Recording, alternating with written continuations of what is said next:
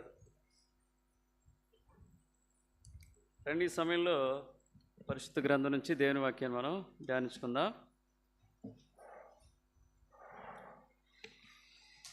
నలభై 48వ కీర్తన మొదటి వచనం ఆరాధనకు గాను.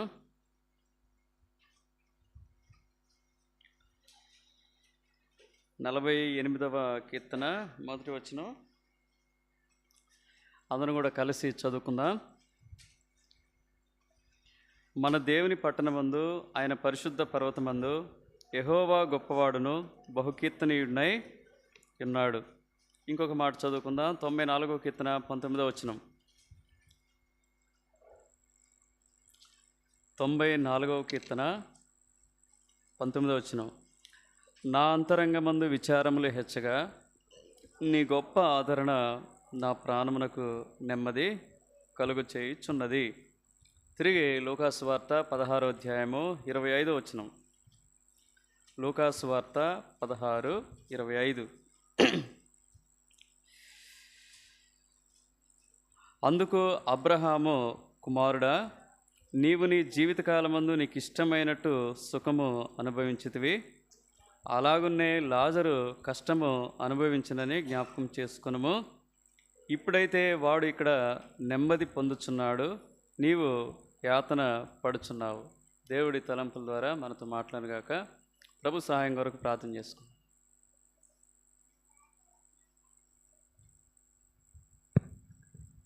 మోకరించగలిగిన వాళ్ళు దయచేసి మోకరించండి, ప్రార్థనలోకి భావించండి. ప్రేమల తండ్రి యేసు ప్రభువా, పాటల ద్వారా మీ ఉన్నతమైన నామాన్ని హెచ్చించడానికి మాకు ఇచ్చినటువంటి ఆధిక్యతను బట్టి వందనాలు ప్రభు.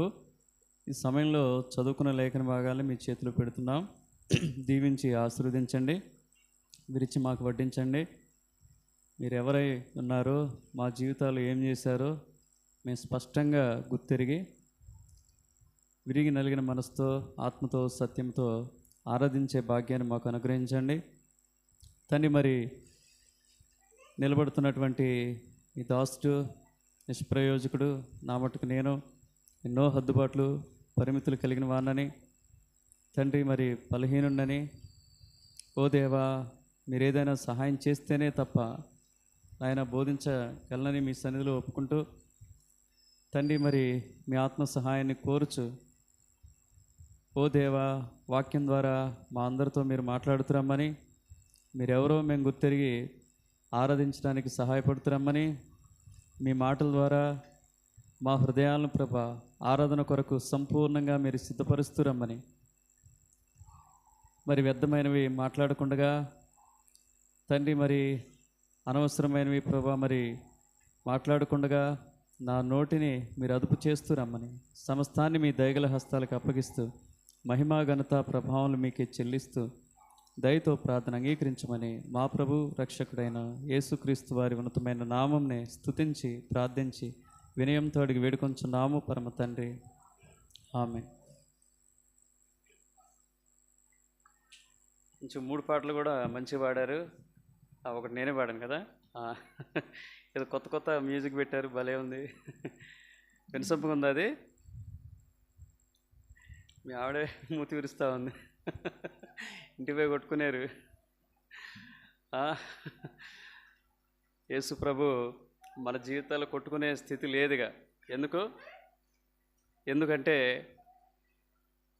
అక్కడ ఇచ్చాడు కదా, నా అంతరంగమందు విచారములు హెచ్చగా, నీ గొప్ప ఆదరణ నెమ్మది కలుగు చేయుచున్నది.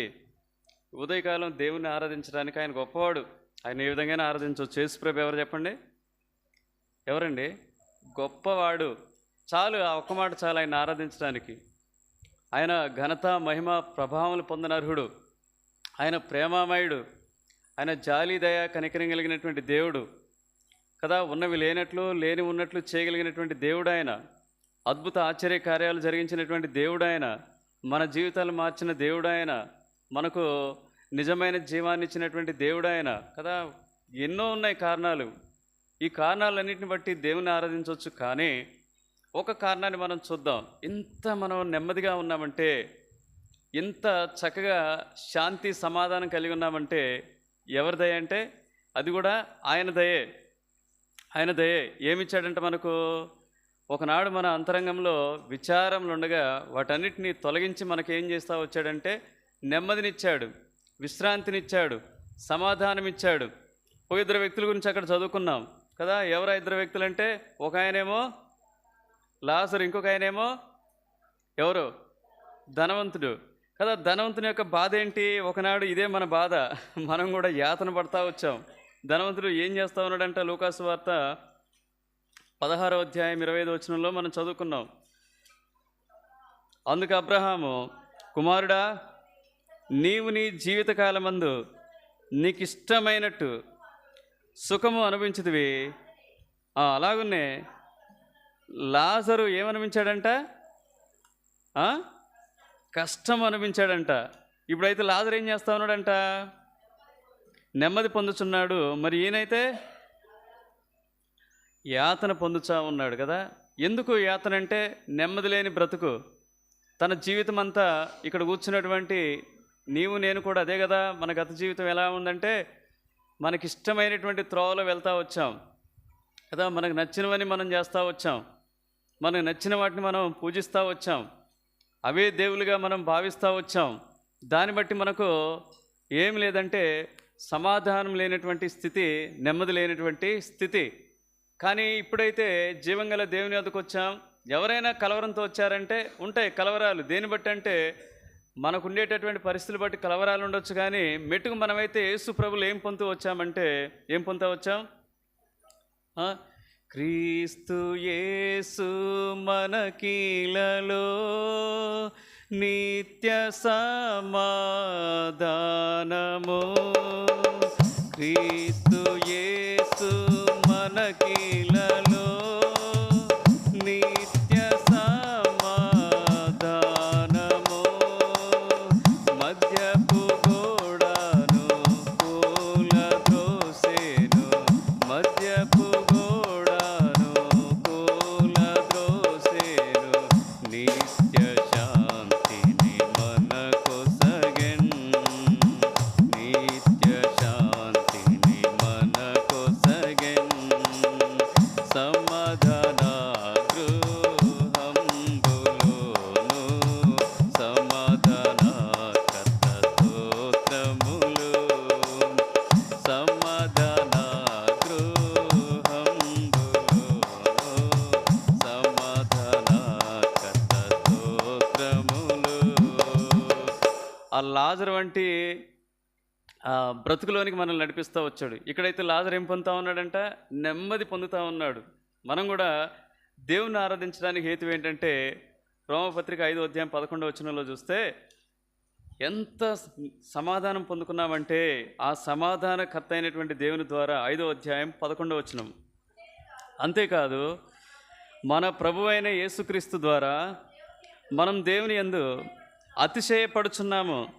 ఆయన ద్వారానే మనం ఇప్పుడు సమాధాన స్థితి పొంది ఉన్నాం. పీస్ ఆఫ్ మైండ్ కదా. ఎంత చక్కగా మనం ఈ లోకంలో ప్రశాంతంగా, నెమ్మది కలిగి, శాంతి కలిగి, సమాధానం కలిగి ఉండగలుగుతున్నామంటే యేసు ప్రభు మన జీవితాలకు వచ్చిన కారణాన్ని బట్టే. ఇప్పుడైతే అన్నాడు కదా, ఇప్పుడు సమాధాన స్థితి.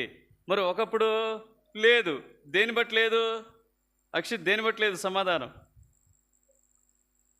దేని బట్టి పీస్ ఆఫ్ మైండ్ కోల్పోతాం హర్షిత్? దేని బట్టి? ఇది చెప్తున్నారు లైక్ చెప్. దేని బట్టి హాసి? దేని బట్టి మనం పీస్ ఆఫ్ మైండ్ కోల్పోతాం? చాక్లెట్ ఇస్తా చెప్పు. ఎవరు చెప్తారా? ఆరాధ్య జోషికి చెప్తా ఉన్నాడు. వెరీ గుడ్ కదా. 3 అక్షరాలే కదా, 3 అక్షరాలే కానీ జీవితాన్ని కుదిపివేసింది అనమాట కదా. పాపాన్ని బట్టి మన జీవితంలో ఏం లేదు చెప్పండి. 38వ కీర్తన 4వ వచనంలో పాపాన్ని బట్టి మన జీవితాల్లో ఏం కోల్పోతా వచ్చామంటే, 38వ కీర్తన 4వ వచనం, నా దోషములు నా తల మీదుగా పొర్లిపోయినవి, నేను మోయలేని బరువలే అవి నా మీద మోపబడి ఉన్నవి. పాపాన్ని బట్టి మన అంత జీవితంలో ఏం లేదు చెప్పండి. నెమ్మది లేదు, సమాధానం లేదు. ఏం పాపం అంటే అది నీకు తెలుసు. నువ్వేం పాపం చేసావో, ఏ పాపంలో కొనసాగావో, ఏ పాపాన్ని బట్టి నెమ్మదిని కోల్పోయావో, ఏ పాపాన్ని బట్టి దేవునితో ఉన్నటువంటి ఆ సమాధానపు స్థితిని కోల్పోయావో, ఏ పాపాన్ని బట్టి దేవునికి దూరం అయిపోయావో, ఏ పాపాన్ని బట్టి నీ అంతరంగంలో శాంతి దొరకకుండా ఉందేమో కదా. మనం గత జీవితంలో చేసినవన్నీ ఏం పనులు అంటే, ఏం పనులు? చెడు పనులు. అందుకని దాన్ని బట్టి ఏం కోల్పోతా వచ్చాం? యెషయా గ్రంథము 57:21 చూడకుండా చెప్పేయచ్చు. యెషయా గ్రంథము 57:21 దుష్టులకు నెమ్మది ఉండదని నా దేవుడు సెలవిచ్చున్నాడు కదా. ఎందుకు నెమ్మది లేదు? మనం ఎందులో జీవిస్తూ వచ్చాం? దుర్మార్గులంగా ఉంటూ వచ్చాం, దుష్టులుగా ఉంటూ వచ్చాం, చెరుపు చేసేవారిగా ఉంటూ వచ్చాం, కీడు చేసేవారిగా ఉంటూ వచ్చాం, పాపంలో కొనసాగుతూ వచ్చాం కదా. దొంగతనాలు, మోసాలు, అబద్ధాలు, సృష్టికర్తకు ప్రతిగా సృష్టాన్ని పూజించడం, సేవించడం ఏమి కావు చెప్పండి? అసూయ, ద్వేషం, పగలు, కక్షలు కదా. కొంతమందికి వ్యభిచార తలంపులు, కొంతమందికి గుట్కాలు, పానుపరాగులు, ఆ తర్వాత త్రాగుడు, బూతులు, వ్యసనాలు, వీటన్నిటిని బట్టి నెమ్మదిని కోల్పోతా వచ్చాం. మన దోషాలన్నింటినీ గమనిస్తే 40వ కీర్తన 12వ వచనాలు అంటాడు, అవి ఎలా ఉన్నాయంటే తల వెంట్రుకలకు మించి ఉన్నవి అంటాడు కదా. అవి భారంగా ఉన్నాయి మన మీద. 40వ కీర్తన 12వ వచనం, లెక్కలేని అపాయములు నన్ను చుట్టుకొని ఉన్నవి, నా దోషములు నన్ను తరింపట్టుకొనగా నేను తల ఎత్తి చూడలేకపోతిని. తల వెంట్రుకలకు మించి ఉన్నవి, నా హృదయము అధైర్యపడి ఉన్నది. నెమ్మది లేదు, సమాధానం లేదు. మన దోషాలు మన మీద నేరారోపణ చేస్తూ మన జీవితం అంతా ఎలా ఉందంటే భారంతో కూడుకొని ఉందన్నమాట. అలాంటి పరిస్థితుల్లో కదా దేవుడు ఏమన్నాడు చెప్పండి? మత్తయి సువార్త 11:28 ప్రయాసపడి భారం మోసుకునిచున్న సమస్త జనులారా, ఓ నెమ్మది లేని ప్రజలారా, శాంతి సమాధానం లేని ప్రజలారా, విశ్రాంతి లేని ప్రజలారా, భారంతో కృంగిపోయినటువంటి నలిగిపోయినటువంటి ప్రజలారా, నా యొద్దకు రండి, నేనేమిస్తాను. మరి మనకు అప్పుడు తెలుసా అంటే తెలియదు. ఎందుకు? మనం ఏం ఎరగం అప్పుడు? ఏం ఎరగం? రండి, రోమపత్రిక 3వ అధ్యాయం 16-17 వచనాల్లో మనకు ఏమి తెలియదంటే అక్కడ చెప్తాడు పౌలు భక్తుడు. 3వ అధ్యాయము 16-17 వచనాలు, నాశనమును కష్టమును వారి మార్గంలో ఉన్నవి, శాంతి మార్గము వారు ఎరుగరు. నాకు తెలియదు, నాకు తెలియకుండా ఎన్ని బాధలంటే చిన్నతనం నుంచి కష్టాలు, బాధలు. 20 సంవత్సరాలు మధ్యాహ్నం భోజనం లేదు నాకు, మీరు చెప్తా. అందుకనే మిగతా 20 సంవత్సరాలు డబల్ తిన్నా, అందుకనే ఇట్లయిపోయింది నా పరిస్థితి. ఇక మానేస్తా, నా కొరకు ప్రార్థన చేయండి. 20 సంవత్సరాల మధ్యాహ్నం భోజనం లేదు నాకు. మీరు చెబితే నమ్మాల్సిందే. మా అమ్మని చెప్తారు, మధ్యాహ్నం నేను భోజనమే చేయలేదండి. పొద్దున 7 గంటలకి, రాత్రి 7 గంటలకి నేను అన్నం తినేది. పొద్దున 7 గంటలకు చద్దాను, రాత్రి అది నా బ్రతుకు. ఎవరైనా పెడితే తప్ప, ఎవరైనా ఆఫర్ చేస్తే తప్ప. డిగ్రీలో చదివేటప్పుడు వెనకేమైనటువంటి ఎస్టీ హాస్టల్కి పోయి అక్కడ ఫ్రెండ్స్తో పాటుగా కొంత తినేదనమాట. వాళ్ళు కనికరపడి నాకు భోజనం పెట్టేవాళ్ళు. ఒకవైపు ఆ కష్టాలు, ఒకవైపు నడవలేనటువంటి స్థితిలో ఉన్నటువంటి అన్నయ్య, ఆయన వల్ల కొన్ని బాధలు. ఎందుకో ఆయన అట్లా ఉన్నా సరే ఇంట్లో బాగా మాకెందుకు దుఃఖం కలిగేదంటే ఆయన బట్టే. ఎందుకు? ఆయనకున్నటువంటి మా నాన్న పోలికల్లో ఆయన కంప్లీట్గా వచ్చింది అనమాట. ఏమాడతారు? పొద్దునే లేచి వెళ్ళిపోతారు. ఎక్కడికి? ఇట్లంటే అర్థమైపోద్ది, నవీన్కి అర్థమైపోయింది, పేకాట. వెళ్ళిపోతారు పొద్దుటే కదా. ఆయన బట్టి ఎన్నో బాధలు వచ్చినాయి. ఒకవైపు ఏమో పక్షవాతం వచ్చినటువంటి పరిస్థితుల్లో మా అమ్మ ఉంది, సరిగా కాళ్ళు చేతులు పనిచేయటం లేదు. ఆ తర్వాత ఏమో ఆర్థిక పరిస్థితులు.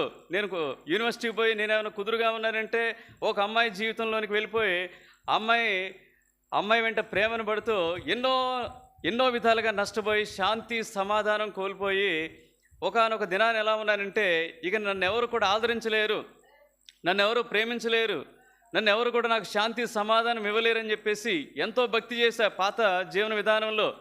ఆ భక్తిని బట్టి నేను నెమ్మదిని సమాధానాన్ని పొందుకోలేకపోతా వచ్చాను.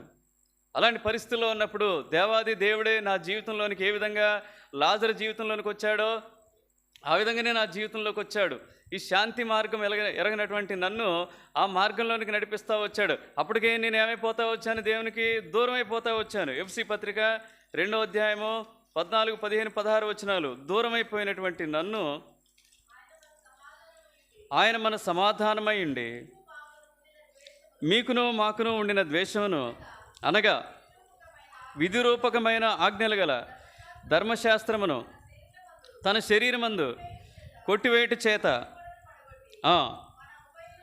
మన ఉభయులను ఏకం చేసెను. ఇట్లు సంధి చేయుచు ఈ ఇద్దరిని తన యందు ఒక నూతన పురుషునిగా సృష్టించి తన శిలువ వలన ఆ ద్వేషమును సంహరించి దాని ద్వారా వీరిద్దరిని ఏక శరీరంగా చేసి దేవునితో సమాధానపరచవలనని ఇలాగ చేసిన గనుక ఆయనే మనకు సమాధానకారకుడై, నా జీవితంలో ఆయన ఎప్పుడైతే ప్రవేశించాడో కోల్పోయినటువంటి ఏదైతే శాంతి ఉందో, సమాధానం ఉందో, నెమ్మది ఉందో దాన్ని అంతటినీ తిరిగి దేవుడు నాకు ఇస్తా వచ్చాడు. ఏమి చేయడం ద్వారా ఇది పొందుకుంటూ వచ్చాం? దేని ద్వారా నెమ్మదిని పొందుకుంటూ వచ్చాను?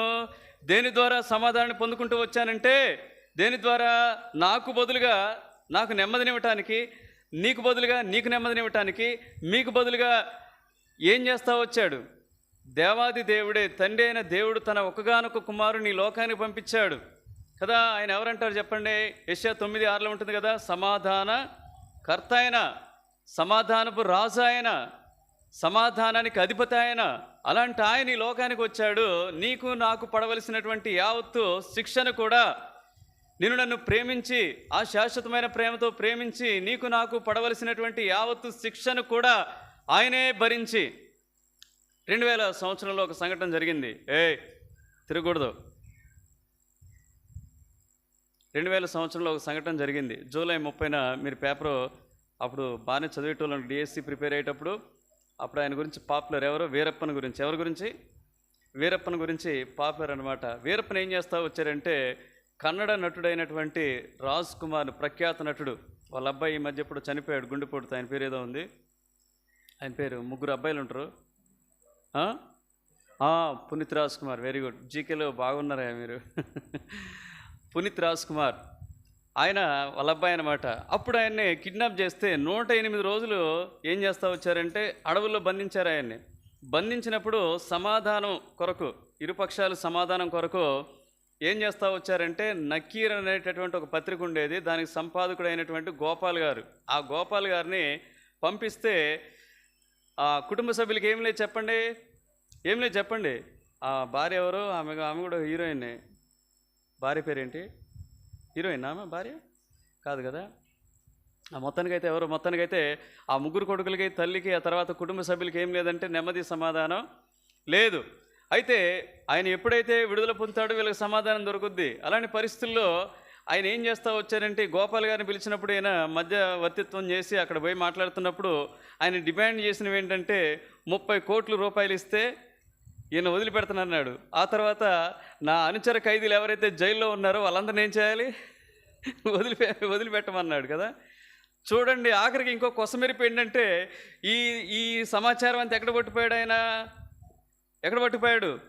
వాళ్ళ కొడుకుల దగ్గరికి, వాళ్ళ తల్లిగారి, వాళ్ళ అమ్మ, వాళ్ళ భార్య దగ్గరికి పట్టుకుపోతే ₹1 కూడా ఇవ్వమన్నారు. వాళ్ళేమన్నారు? ₹1 కూడా ఇవ్వమన్నారు. అంటే చూడండి, వాళ్ళు సమాధానం పొందడానికి దాదాపుగా ఎంత ఖర్చు చేయాల్సి వచ్చిందంటే 30 కోట్ల రూపాయలు. తర్వాత మొత్తానికైతే సంప్రదింపులు జరిపి విడిపించారు. నా తలంపు ఏంటంటే, వారు ఆ సమాధాన స్థితిని పొందుకోవటానికి చాలా క్రయం చెల్లించాల్సి వచ్చింది, మధ్యవర్తిత్వం చేయాల్సి వచ్చింది. కానీ మధ్యవర్తిత్వం చేసినటువంటి వ్యక్తి కూడా ప్రాణం పెట్టలేదు. అర్థమైందా? అదంతా ఒక అక్రమంగా జరిగినటువంటి తతంగంగా మనం చూస్తాం. కానీ ఇక్కడ మాత్రం గమనించినట్లయితే, నీకు నాకు మధ్యవర్తిగా తన కుమారుణ్ణే యేసు ప్రభు ఈ లోకానికి పంపించాడు. ఈ లోకానికి పంపించడమే కాదు, ఎలా మనం సమాధానం పొందుకున్నామంటే, యెషయా గ్రంథం 53:4-5 వచనాలు. యెషయా గ్రంథము, నిశ్చయముగా అతను మన రోగములను భరించెను, మన వ్యసనములను వహించెను, అయినను మొత్తబడిన వానిగాను, దేవుని వలన బాధింపబడిన వానిగాను, శ్రమ నొందిన వానిగాను మనం అతన్ని ఎంచితిమి. మన అతిక్రమ క్రియలను బట్టి అతడు గాయపరచబడెను, మన దోషములను బట్టి నలుగొట్టబడెను. ఇప్పుడు చూడండి ఏమంటున్నాడు, మన సమాధానార్థమైన శిక్ష అతని మీద పడెను, అతడు పొందిన దెబ్బల చేత మనకు. చూడండి, యేసు ప్రభువే తన ప్రాణాన్ని బలిగా పెట్టాడు, రక్తాన్ని చిందించాడు. అర్థమైందా? ఎవరు మాట్లాడేది? రక్తాన్ని చిందించి చివరి రక్త బొట్టు వరకు కూడా కూర్చున్నటువంటి మనందరి కొరకు, వింటున్నటువంటి మనందరి కొరకు ఆయన ప్రాణం పెడతా వచ్చాడు. ఆయన ఎప్పుడైతే దెబ్బలు తిన్నాడో, ఎప్పుడైతే ఉమ్మి వేయించుకున్నాడో, ఎప్పుడైతే తన శరీరము గాయపరచబడతా వచ్చిందో, ఎప్పుడైతే తన రక్తం చిందించబడతా వచ్చిందో, ఇక్కడ కూర్చున్న నీకు నాకు ఏం దొరుకుతా వచ్చింది? అందుకని అంటాడు 1 యోహాను 2:2 ఆయన మన పాపములకు శాంతికరమై ఉన్నాడు. ఏమంటాడు అక్కడ? ఆయనే మన పాపములకు శాంతికరమై ఉన్నాడు కదా. అర్థమైందా? మనకు శాంతి సమాధానం లేనటువంటి దుస్థితిలో మన పాపాల నిమిత్తం ఆయన అప్పగింపబడి, నీవు నేను నెమ్మది, సమాధానం, శాంతిని పొందటానికి ఆయన అప్పగింపబడి, మృతునంది సమాధి చేయబడి 3వ దినాన తిరిగి లేచి మృత్యుంజయుడిగా ఆయన మన మధ్యుండి మన సమాధానానికి కారకుడిగా ఉన్నాడు. ఆయన ఇచ్చిన సమాధానం ఎలాంటిదంటే లోకం తాగితే వచ్చేది కాదు. యోహాను సువార్త 14:27, యోహాను సువార్త 14:27 ఆయన ఇచ్చిన సమాధానము, నెమ్మది, శాంతి ఎలాంటిదంటే, శాంతి మీకు అనుగ్రహించి వెలుచున్నాను, నా శాంతినే మీకు అనుగ్రహించుచున్నాను. దేవుని యొక్క శాంతినే. ఎలాంటి శాంతో మనకు తెలుసు. ఆయన ప్రాణం పోతుందని చెప్తా వచ్చారు. తెల్లవారితే ఆయన అప్పగింపబడతాడు, శిలువకు ఎక్కాలి. అయినా సరే నిమ్మలంగా ఉన్నటువంటి శాంతి. అర్థమైందా? తండ్రి కూడా వదిలేసినటువంటి పరిస్థితుల్లో నిమ్మలంగా ఉన్నటువంటి శాంతి. తర్వాత తనని అనేకులు చంపడానికి ప్రయత్నం చేసినప్పుడు కూడా వెనకని తొనకనటువంటి ఆ శాంతి సమాధానాన్నే నీకు నాకు ఇస్తా వచ్చాడు. ఎట్లా ఇచ్చాడంటే రండి. మొదటిది యెషయా గ్రంథం 38, 17, 18, 19. తట్టు నా పాపములన్నయో నీవు పారవేసితివి, పాతాళమున నీకు స్తుతి కలగదు, మృతి నీకు కృతజ్ఞతాస్తుతి చెల్లింపదు, సమాధిలోనికి దిగువారు నీ సత్యమును ఆశ్రయించరు, సజీవులు సజీవులే కదా నిన్ను స్తుతించుదురు. చాలు. ఇక్కడ గమనించినట్లయితే ఎలా సమాధానం పొందుకున్నాం, దేని ద్వారా మనం నెమ్మదిని పొందుకున్నామంటే, మొదటిది ఏంటంటే, మనం పాపాలను బట్టి ఆయాసకరమైనటువంటి స్థితిలో ఉన్నప్పుడు, మిక్కటమైన ఆయాసం కలిగి నెమ్మది లేనటువంటి దుస్థితిలో ఉన్నప్పుడు, అప్పుడు ఏం చేస్తా వచ్చాడు చెప్పండి? నీకు నాకు ప్రతిగా ఆయన ప్రాణాన్ని బలిగా పెట్టి, అర్థమైందా?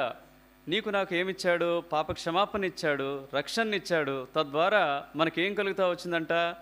నెమ్మది కలుగుతా వచ్చింది. నెమ్మదికి కలుగుటకు కారణమాయన అన్నాడు. ముందుకు వెనక్కుంది కానీ దాని అర్థం అదే కదా. అంత మాత్రమే కాక పాపాలన్నింటినీ ఏం చేస్తా వచ్చాడు చెప్పండి?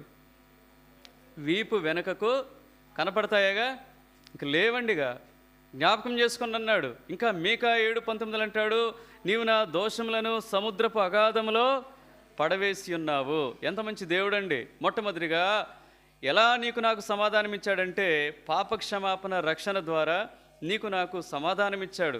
నీ ఆత్మని నా ఆత్మని రక్షించడం ద్వారా సమాధానం ఇచ్చాడు. రెండవదిగా దేని ద్వారా మనం ఇంకా సమాధానాన్ని పొందుకుంటున్నామంటే, అంత మాత్రమే కాదు. 119వ కీర్తన 50వ వచనం,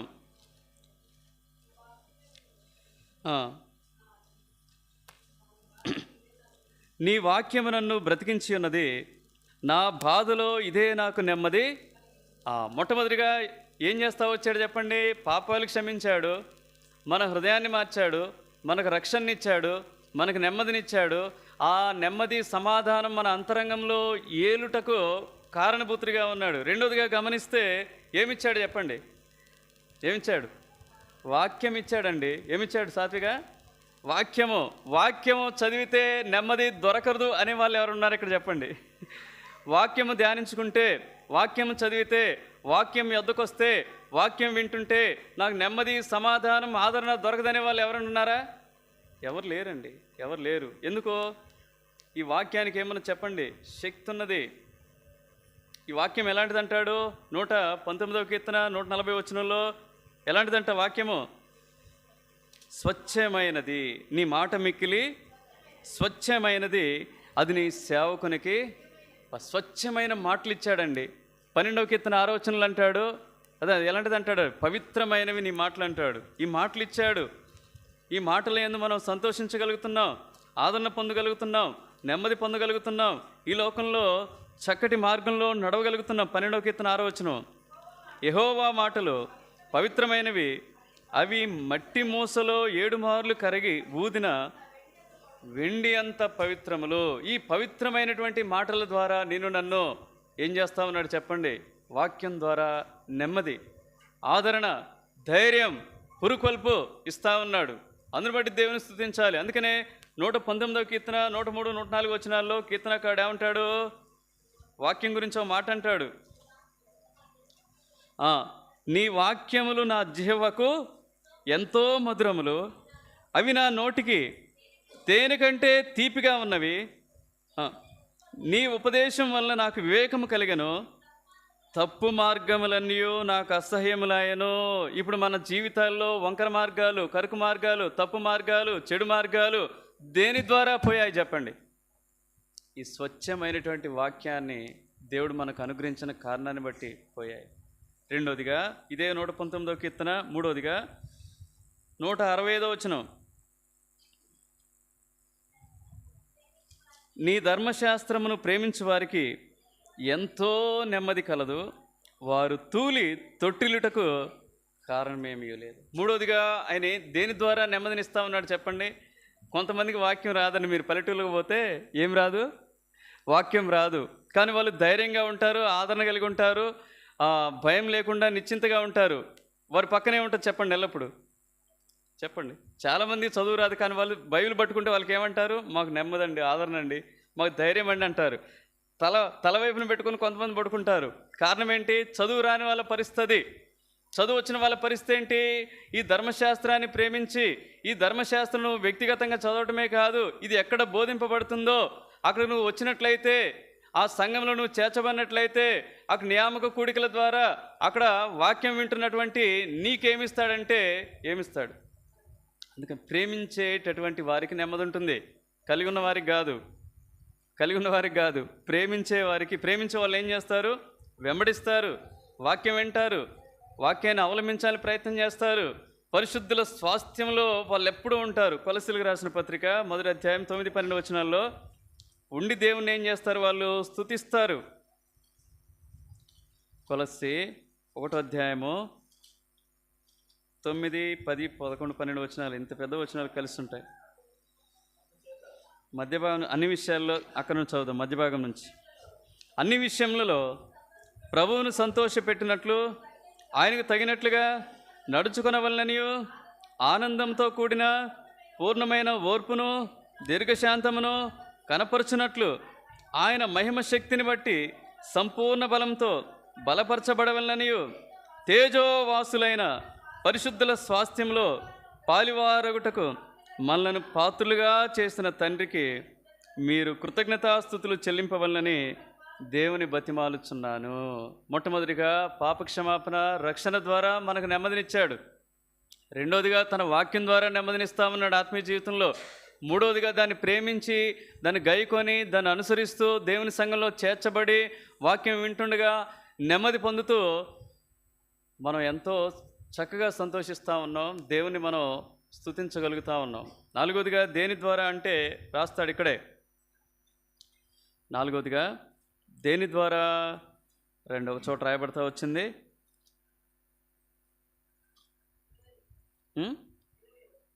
20 వచ్చిన ఏమి 20? అది అయిపోయింది. రండి, తిమోతికి రాసిన మొదటి పత్రిక 2వ అధ్యాయం 1, 2 వచనాలు. అక్కడ మాట ఉంటుంది, మనం సంపూర్ణ భక్తియో మాన్యతయో కలిగి నెమ్మదిగాను సుఖముగాను బ్రతుకు నిమిత్తము అన్నిటికంటే ముఖ్యంగా మనుషులందరి కొరకును, రాజుల కొరకును, అధికారులందరి కొరకును విజ్ఞాపనలను, ప్రార్థనలను, యాచనలను, కృతజ్ఞతాస్తుతులు చేయవలనని హెచ్చరించున్నాము. నాలుగోదిగా మనం ఏ విధంగా నెమ్మది పొందుకుంటున్నామంటే చాలామందికి అది అర్థం కాదు. మనం నెమ్మదిగా ఉండాలంటే ఇతరుల కొరకు ఏం చేయాలి? అందరి కొరకు. నేను చెప్పేదా దేవుని వాక్యమా? దేవుని వాక్యమే చెబుతా ఉంది.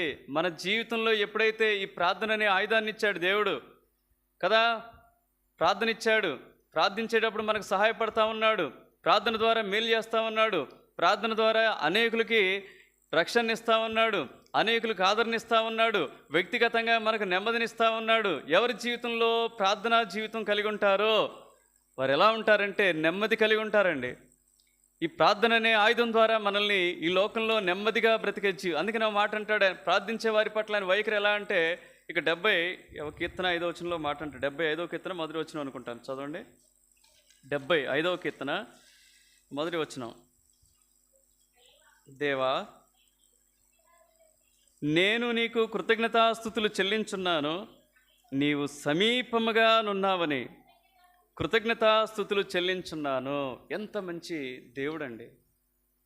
ప్రార్థన అనేటటువంటి ఆయుధం ద్వారా ఎప్పుడైతే మనం ప్రార్థిస్తున్నామో వెనువెంటనే మనకు అంతరంగంలో నెమ్మదిని, కోల్పోయిన సమాధానాన్ని, కోల్పోయినటువంటి శాంతిని ఆయన అనుగ్రహిస్తూ, మనం అనేకుల కొరకు ప్రార్థిస్తున్నప్పుడు వారి జీవితాల్లో కూడా నెమ్మదినిస్తూ, మనకు నెమ్మదినిస్తూ, మన పట్ల ఎంతగానో ఆయన కృప చూపుతా ఉన్నాడు. వాటన్నిటిని బట్టి మనం ఆరాధన చేయాలి. 5వదిగా 122వ కీర్తన 6-7 వచనాలు.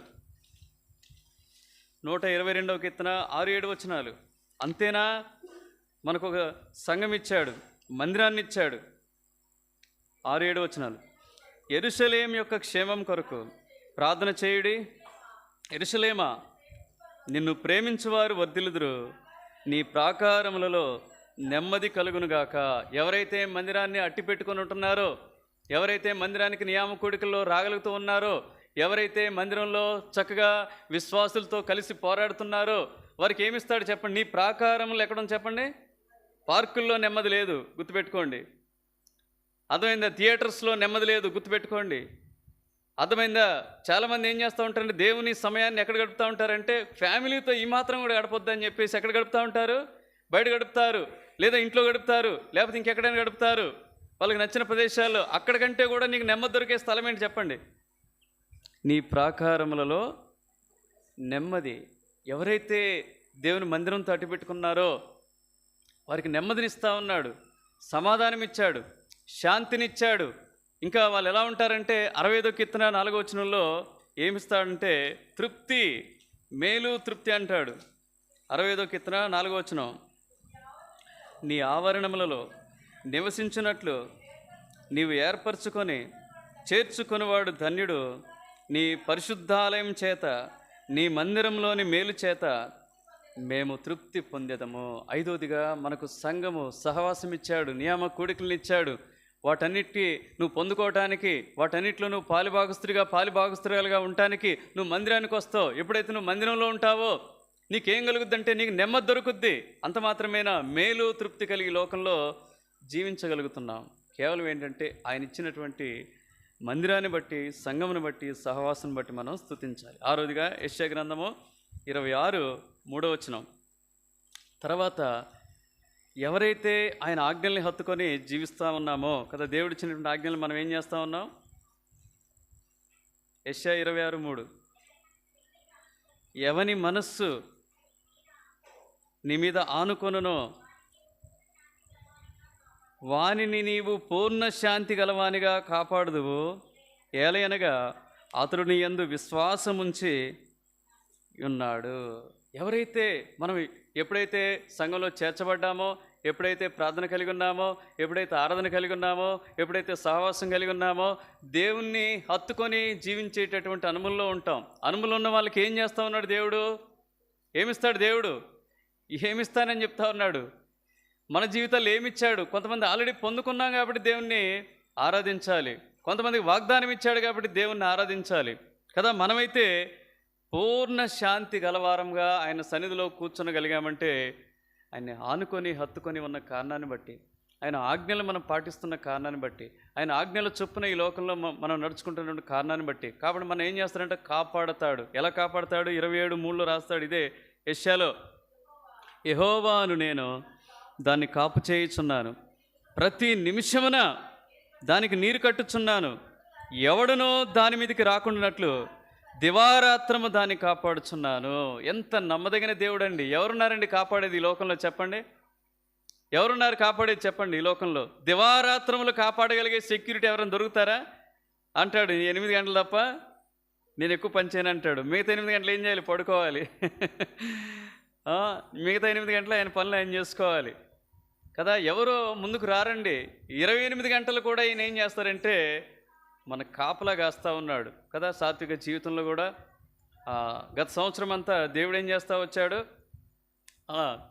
కాపాడుతూ వచ్చాడు, రెక్కల చాటును భద్రపరిచాడు కదా, చదువులు రాణించడానికి కృపనిచ్చాడు, ఆ తర్వాత దైవికంగా పెంచే విషయంలో కృపనిచ్చాడు. వాక్యం నిరంతరం చదువుకున్నాగా మిస్ కాలేదు కదా.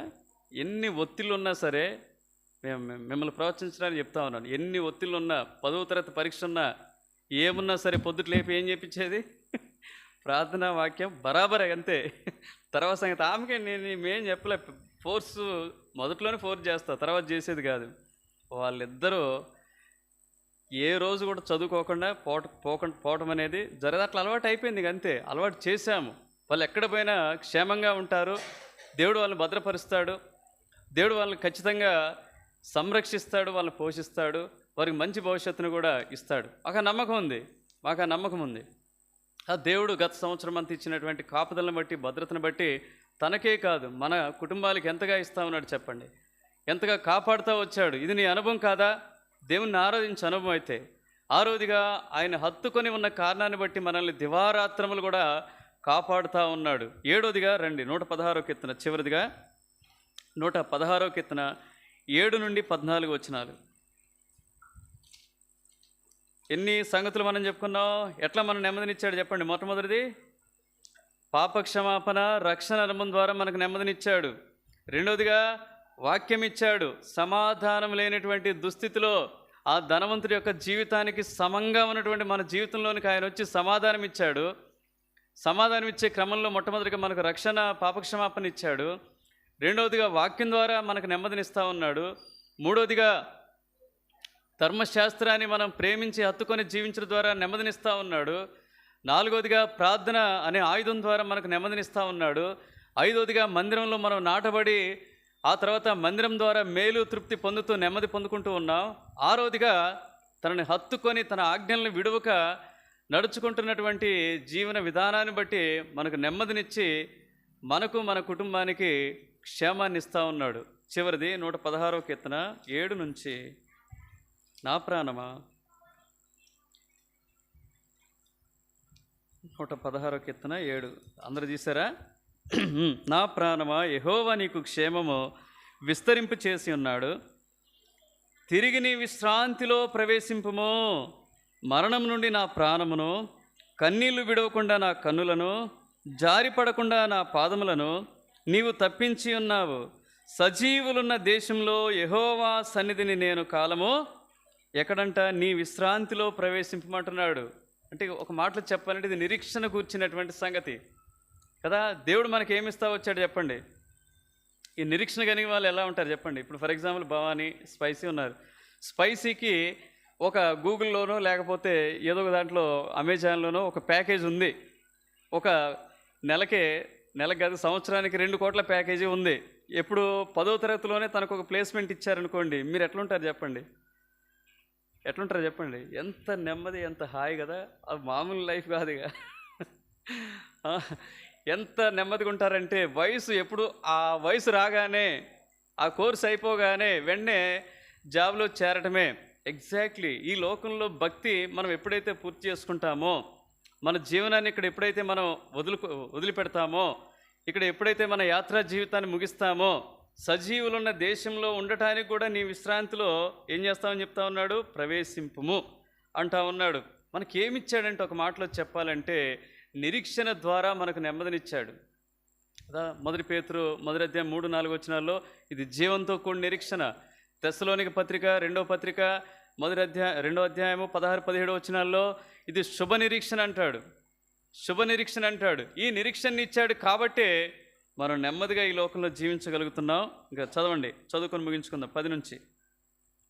నేను అలాగు మాటలాడి నమ్మిక ఉంచితిని, నేను మిగులు బాధపడిన వాడను, నేను తొందరపడిన వాడనై ఏ మనుషుడు నమ్మదగిన వాడు కాడనుకుంటేనే, యెహోవా నాకు చేసిన ఉపకారములన్నిటికీ నేను ఆయనకి ఏమి చెల్లించుదును?